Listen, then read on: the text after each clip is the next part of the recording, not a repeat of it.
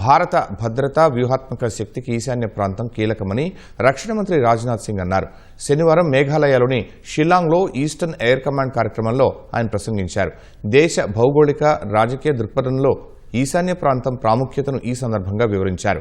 Act east విధానంలో కూడా ఈశాన్య ప్రాంతం కీలక పాత్ర పోషిస్తోందని తెలిపారు. భారతదేశ వ్యూహాత్మక గమ్యంలో ఈశాన్య ప్రాంతం అంతర్భాగమన్న రాజ్నాథ్ సింగ్ సరిహద్దులు, నదులు, సంస్కృతి ఇక్కడ లోతుగా ముడిపడి ఉన్నాయని పేర్కొన్నారు.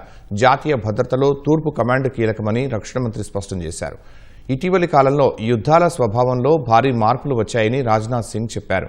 హైబ్రిడ్ ముప్పులు, సైబర్ సవాళ్లు, information warfare, logistics, supply chain dynamics, భద్రత, డ్రోన్ల వినియోగం వంటివి ఇప్పుడు యుద్ధాల్లో కీలక అంశాలుగా మారాయని వివరించారు.